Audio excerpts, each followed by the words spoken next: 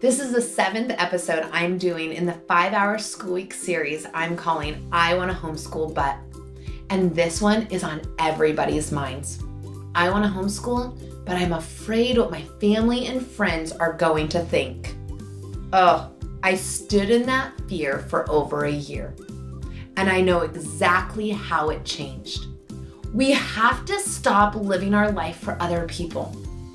The whole basis and foundation of the 5-hour school week is to live your best life with your kids. I remember dropping the kids off at school one day, and it was one of those days I didn't want to drop them off. I had already believed that homeschooling was the path for us, and yet I was still living that school life. I was down on the playground with a bunch of moms waiting for the bell to ring, and we were just chatting, talking about spelling tests and what was going on in each other's lives, what the next field trip was going to be, and who was volunteering. And it just hit me out of nowhere. Not a single one of these women, as wonderful as they all were, would change their life for me.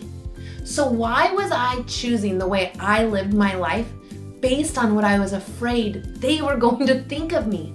How ridiculous is that?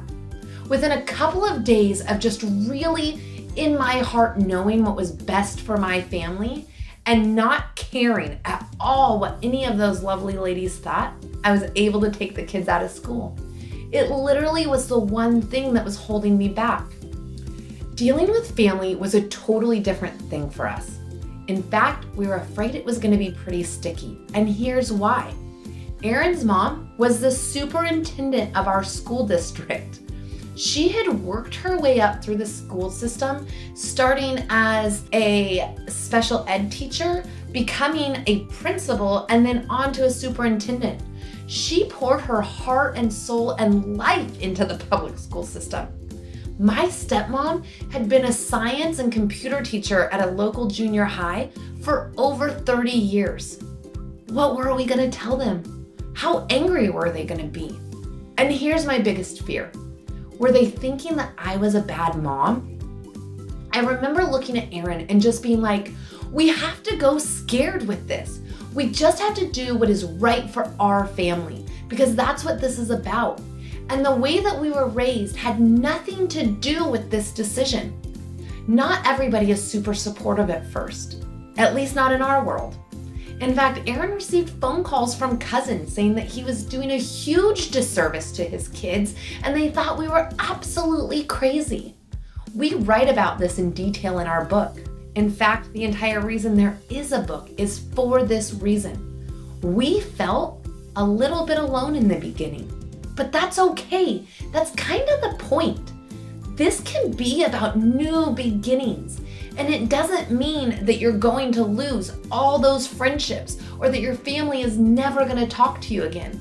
But it does mean that it's time to find people in your life that support what you're doing with your kids. Like-minded families that are also doing what you're doing. When you find that community, it will make it much, much easier. So here's the deal. All of those family members that would call Aaron and tell him what a horrible thing we were doing has now called to apologize. In fact, many of them have started living a very similar lifestyle. And while not completely taking their kids out of school, they do understand the importance of living their best life with their kids, creating epic memories and learning together. They understand our philosophy that learning happens in the everyday. I know that it is so easy for me to stand here and say, go scared, embrace the uncomfortable, who cares what anybody says? But I also know you're human just like me, and you have a whole mess of self-doubt and unsure of this new journey that you want to walk. I want you to trust yourself. Trust that you know your kids and you know your family more than your friends and even more than your family. And I'm gonna share with you something incredible that happens when you do that. People notice. My mother-in-law, who was a superintendent of a school district, is my biggest supporter.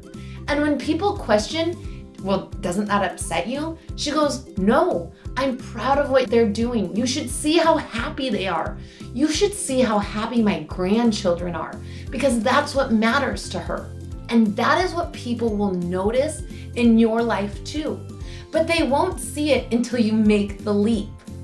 So if your biggest fear, like mine, was what others were gonna think of you, this is the one you just have to close your eyes and go scared.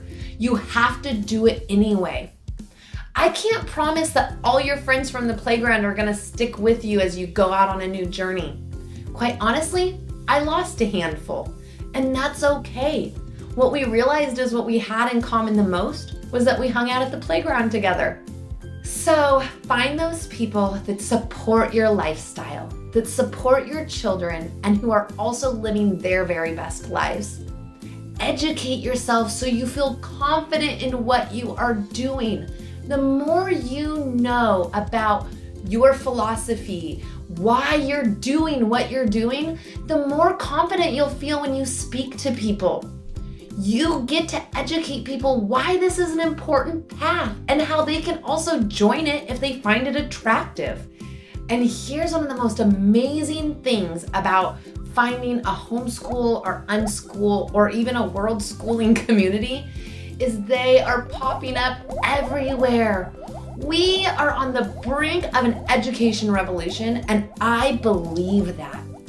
Jump on Facebook, find a homeschool page, join ours for goodness sakes.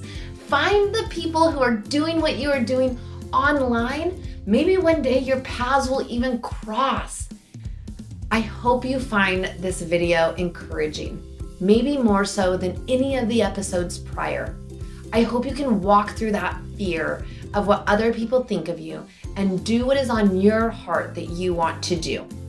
If you need any additional support, please feel free to email me at Kaleena@the5hourschoolweek.com.